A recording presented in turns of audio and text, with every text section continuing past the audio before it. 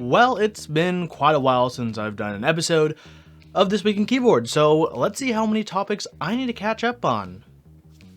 24 topics! Rip my life. And you know what? Later this week, I'll have a video on some early October releases, so yay, more content, but it's time to catch up. But before we catch up and get to more content, I have to get to the sponsor of this video, Novelkeys. Over on Novelkeys, you can hopefully right now use my new promo code Halloween for 5% off any non-group buy item on this site. Go grab some purple trash pandas and your own Gatoron plush at the link down below and get 5% off.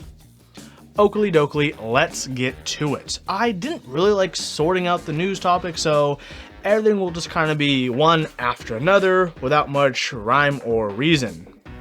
First off is the interest check for Cat Lucky Jade by Hisui. If you like Jade, well, this is a very rich Jade set for you, featuring green, more green, and off-white. And you know what?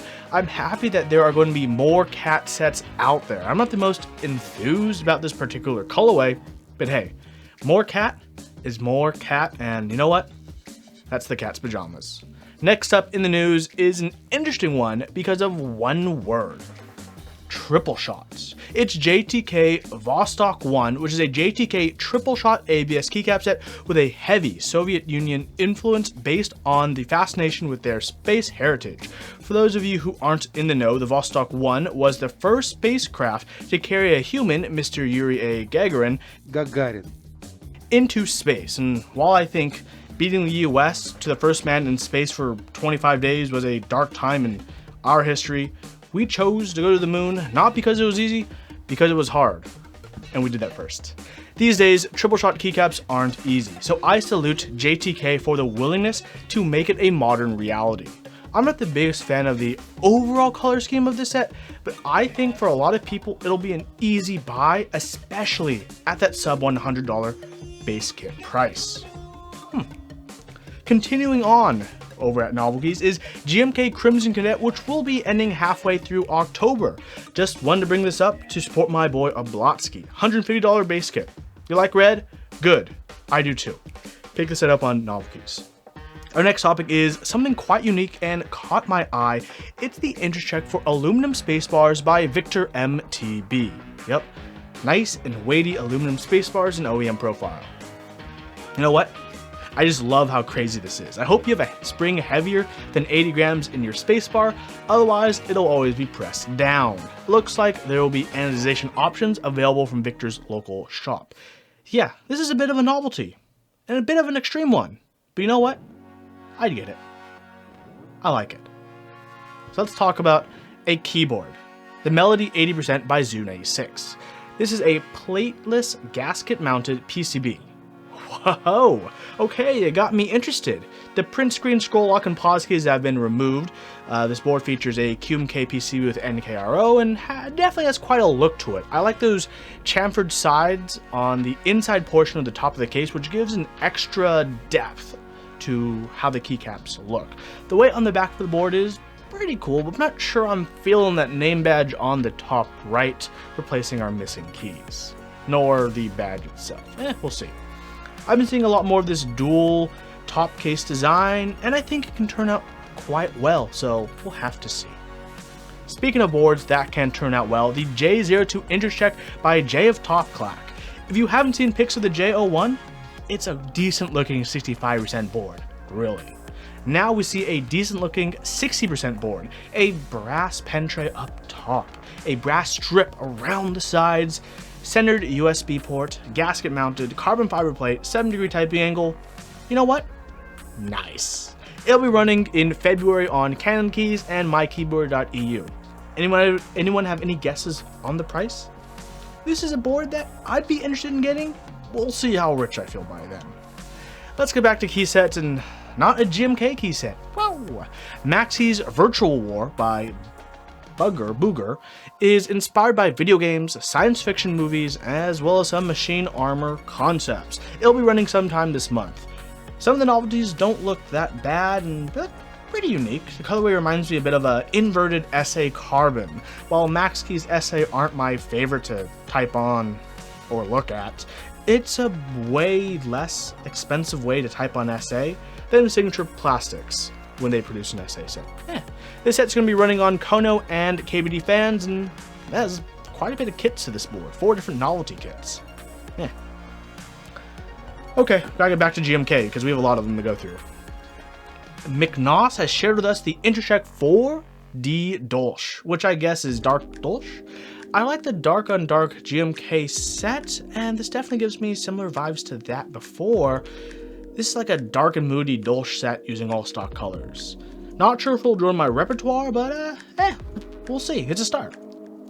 Next up is more GMK, of course, specifically GMK Greek Beige add-on kit by Lightning 11. This add-on kit is only 16 keys that feature both English and Greek sublegends, double shot in the iconic beige colorway.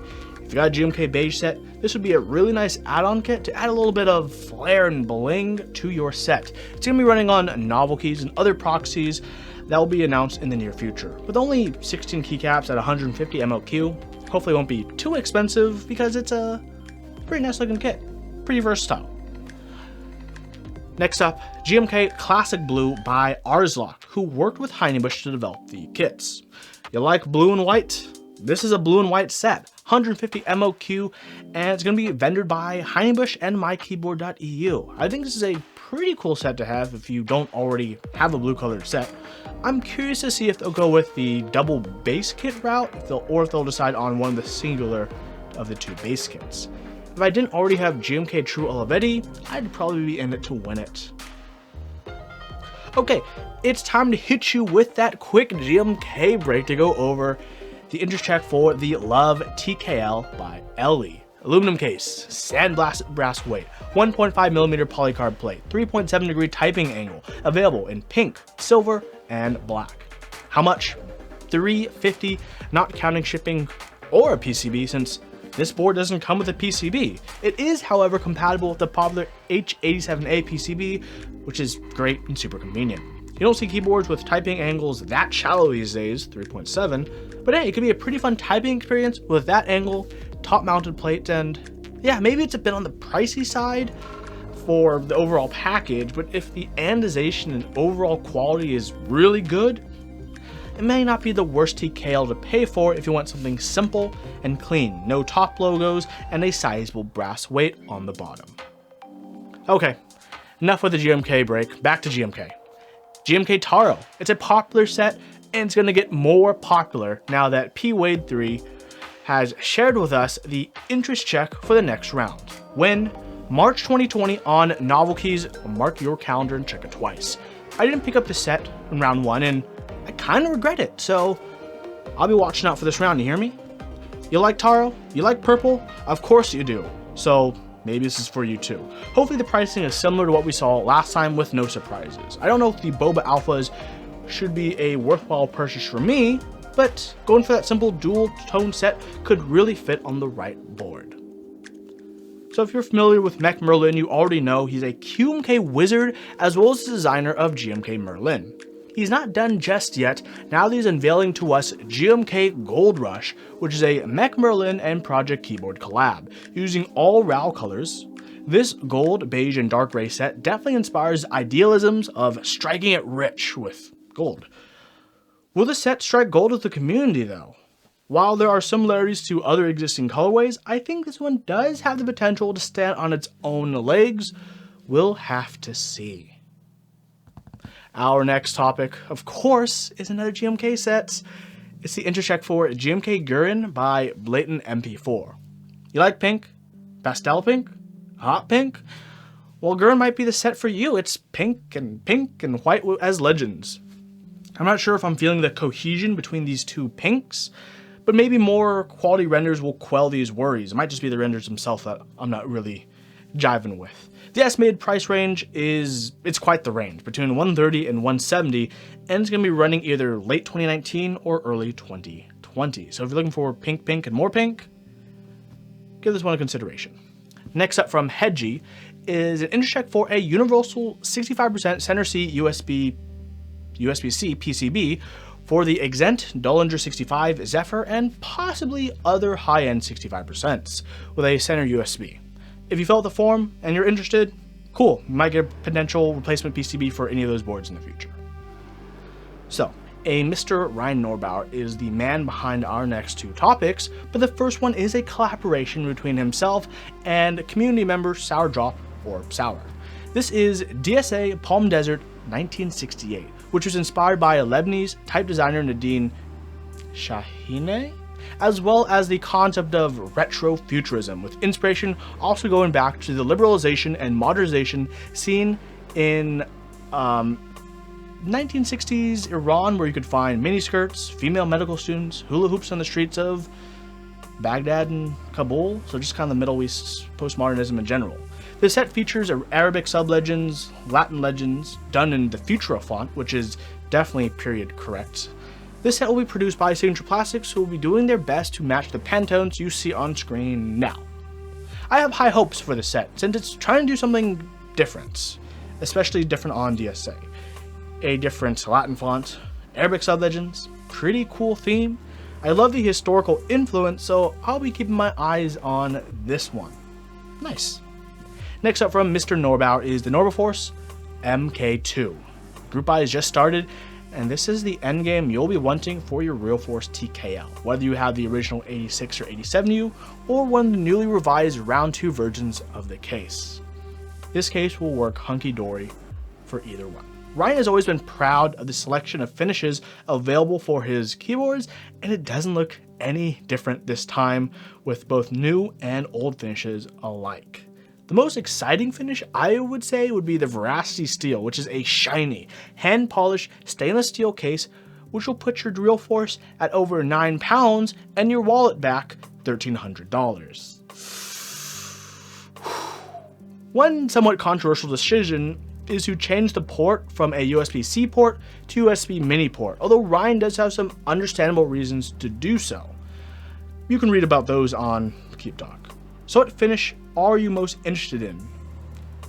Oh, if you're grabbing a case, don't forget to grab a breakout board, since that's a separate purchase for your USB. It's a separate, it's a thing, it's separate. Just don't forget that. There's a disclaimer, read it, buy it. So I mentioned Soul's collab with Ryan for a set, but that's not the Sour's collaboration. That's not the only set he's working on. One take. Over on Originative, you can see his new set GMK Wasabi, which is, quote, a spicy yet refreshing take on a black base keycap set. Take that green M9009 and a solid black, add some Japanese sub-legends, bada bing, bada boom, and this set is a go. This 132 key base set will be running until the 18th of October, and the base kit, which is the only kit, will set you back $109. If you like a simple, clean set and you missed out on something like Grazan, looking for green on dark, consider this one. Let's move on to Key.co.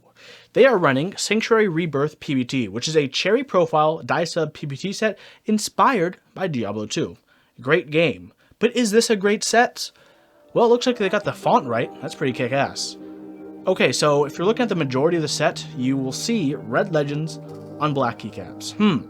I don't own a set manufactured by Infinikey yet, but I'm curious to see how well the reverse die sub legends will turn out. Like many, I'm worried about PBT legend fuzziness.